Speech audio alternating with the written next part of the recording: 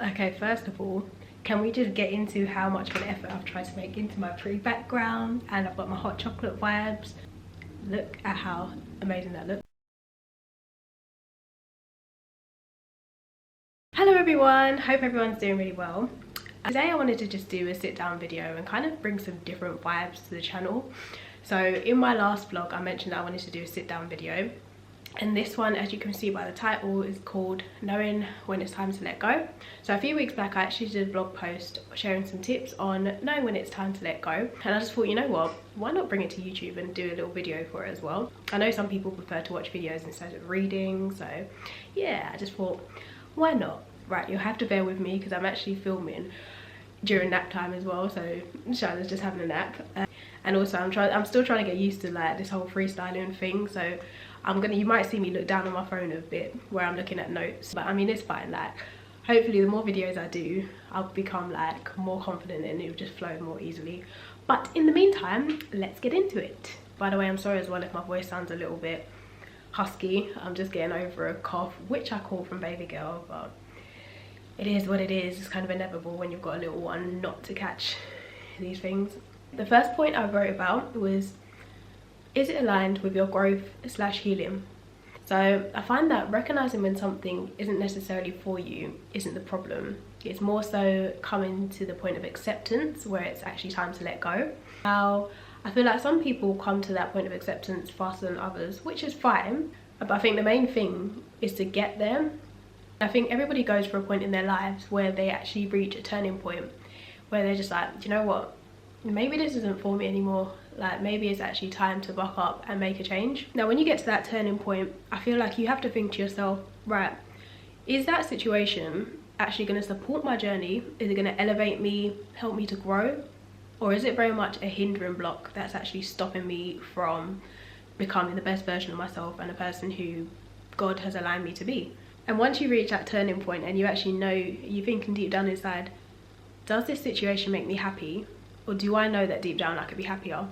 And now 9 times out of 10, we already know the answer, but it's very much a case of we're giving ourselves lenience by umming and ahhing to avoid making those steps to change our situation. And if you find that you're constantly asking God, you know, give me a sign, is this for me?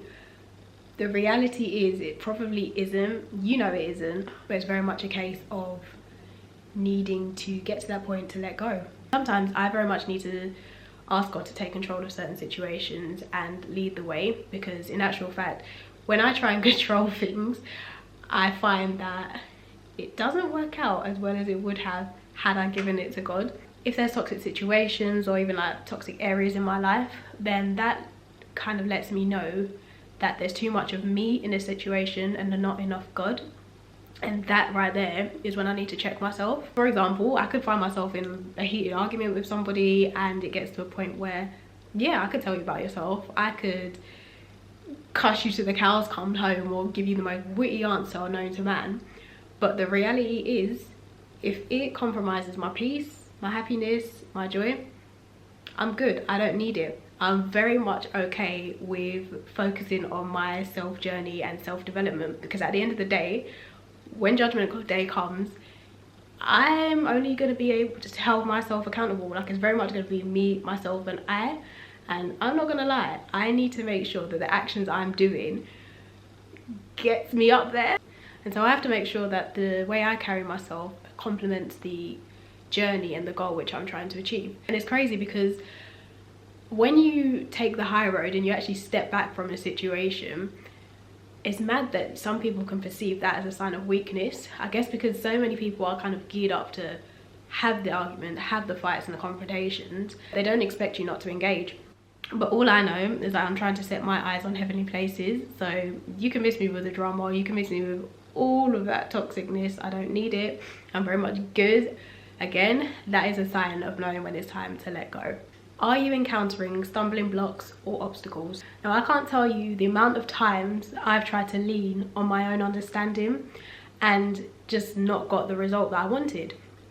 Now, you can be like praying to God, fasting, kind of like seeking, studying, trying to make this one thing that you're trying to achieve happen. And then you just might get to the point where you're encountering so many obstacles and stumbling blocks that you could be calling out to God like, why isn't this working? I mean, I put you at the forefront of it. I've been doing everything that I need to do. I've been applying myself. And in actual fact, that might not be the problem. Now, the reality is, yes, we should be putting God at the forefront of any goals and achievements we're trying to make happen. But you also need to remember, does this thing that I'm trying to make happen complement my journey and what God actually wants for me? And sometimes it works out that that stumbling block or that obstacle that you might have been facing turns out to be the biggest blessings, because had that obstacle or stumbling block not been put in place, who knows like what mishap could have been on the other side. And so you have to remember that sometimes obstacles aren't necessarily put in our way to say no, but it's more so not yet. That thing that we desire and we want to happen like immediately, in actual fact, might not be ready for us yet. But you'll know when the time is right, because it's like as if by magic everything will fall into place. Like confirmation after confirmation will just make it so that everything is aligned for you to obtain that certain thing. It will be in sync with your walk, and it won't cause you to compromise or just fall out of tune with God. You get tested the most when it's time to elevate. In life, we go through growth periods, and unfortunately during those times not everyone can come with you. It's very much important to realize when it's time to hold on and when it might be time to let go. Letting go doesn't necessarily have to be a permanent thing. I feel like it's very much about recognizing and accepting people for who they are, but also accepting the place that they serve in your life. There is such a thing as seasonal relationships, and that's very much okay. And I mean, you usually find that the best encounters happen at the right place and the right time in your life for you to receive them. And I think that's why it's so important to be in tune with God, because then you're able to recognize when something's for a reason or for a season. Change is inevitable. Jhené Aiko vibes?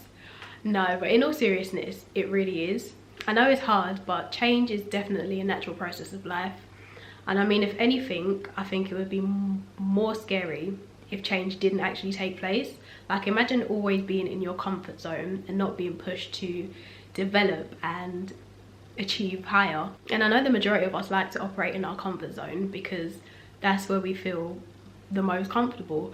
But in actual fact, you could be causing yourself to miss out on blessings and greater opportunities by actually being your own stumbling block in your own journey. I mean, imagine if Moses decided to take the easy option and not answer God's call. He never would have defeated the odds and led the Hebrews to the promised land. And I'm not saying to anybody go out there and depart any Red Seas and all that jazz, but I'm very much saying that it's actually okay to step out of your comfort zone and to not know what's on the other side, because once you take that leap, you might find hidden strengths along the journey that you didn't even know existed. And I think that's pretty impressive. Does it make your soul happy? This is the part where you have to ask yourself, am I surface happy, or does it actually make my soul happy?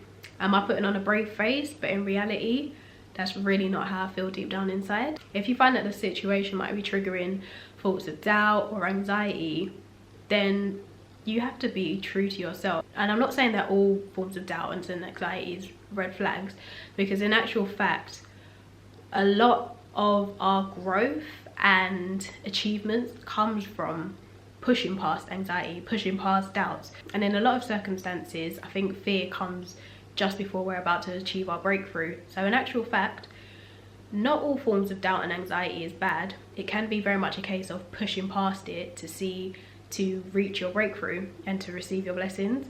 In many situations, I mean, I've even found myself in moments of doubt and anxiety, but then do you know what?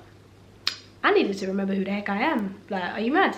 I'm a child of God. Anxiety is not a trait of God.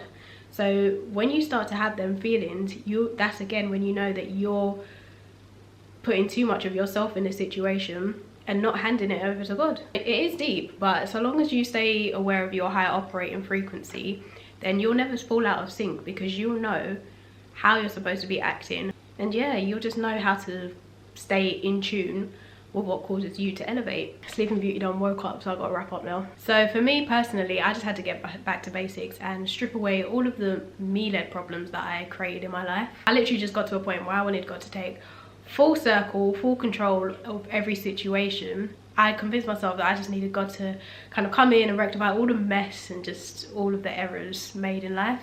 And sometimes it literally takes for God to break us down to our knees for us to lean upon him. And I mean, looking back at how far I've come, I'm shook to even make a move without God being very much in the center of it. Like, if it's not aligned by God, if I ain't got a green light, I don't want it.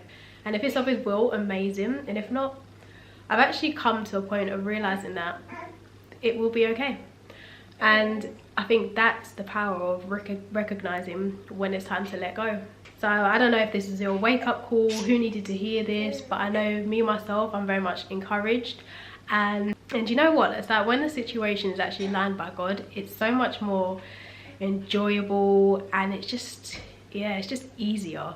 And you know what, that person, that situation, the job, whatever it is that you think you can't currently live without, the reality is it will still be there at the end of your transformational process. But the question is, will it actually match up to your level once you've gone through the transformational process? Or in actual fact, will it just be a part of your journey to assist you onto greater things? So yeah, that's me done. Thank you so much for listening. You are all witnesses to my transformational process, and Brianne 2.0 is pending. Like and subscribe, and I will see you in my next video. Bye for now.